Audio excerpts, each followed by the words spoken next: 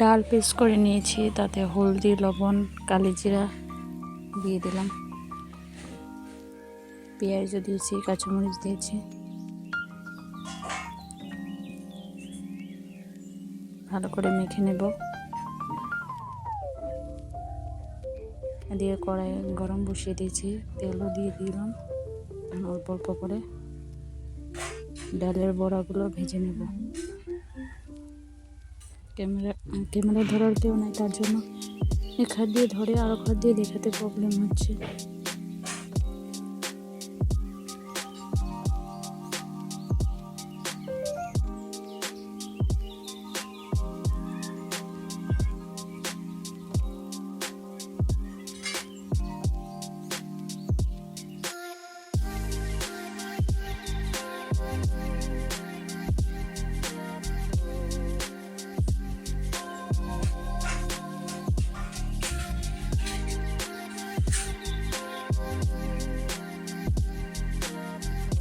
ডালের বড়াগুলো ভাজা হয়ে গেছে,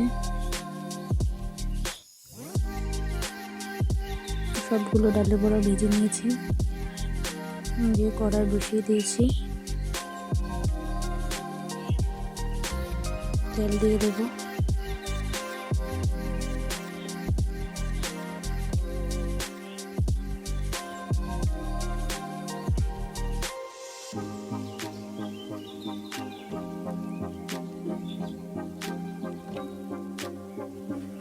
পাঁচফোড়ন দিয়ে দিয়েছি, তেল গরম করে পাঁচফোড়ন দিয়ে দিয়েছি। আগের থেকে আলু সিদ্ধ করে রেখেছিলাম, আলুগুলো দিয়ে দিলাম। এখন লবণ, হলদি, স্বাদ মতন লবণ দিয়ে দেবো।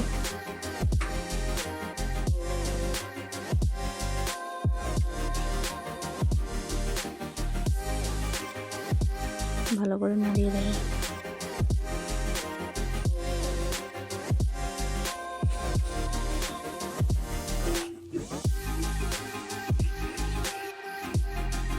আলুগুলো ভাজা ভাজা হয়ে গেছে।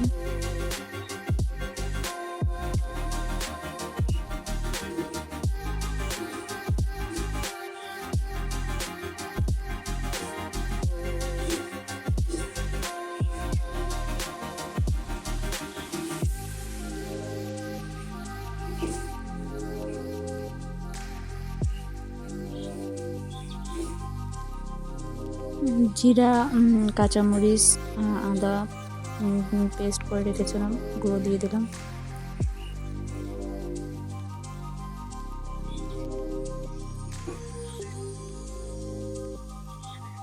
গুঁড়ো দিয়ে ভালো করে মাখা মাখা করে নেব।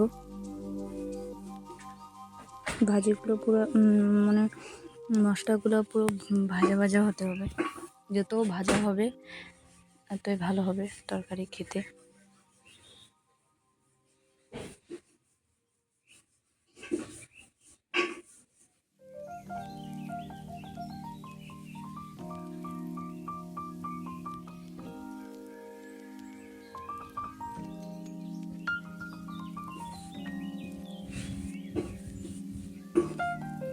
এখন একটু ঢেকে দেবো আলুগুলো সিদ্ধ হওয়ার জন্য। আলুগুলো সিদ্ধ হয়ে গেছে, একটু জল দিয়ে দিলাম পরিমাপ মতো। যে যেরকম ঝোল খেতে ভালোবাসো এরকম দেবে।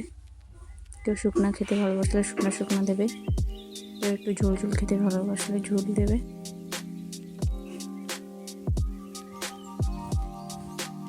ডালের বড়াগুলো দিয়ে দেবো।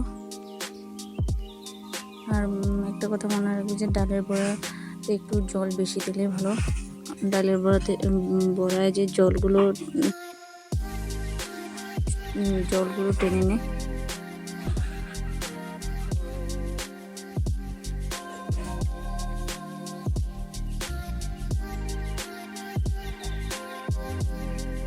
দেখা হয়ে গেছে ডালের বড়া দিয়ে আলুর ঝোল। তোমরা এইভাবে বানিয়ে খাবে। যদি ভিডিওটা ভালো লাগে সাবস্ক্রাইব করে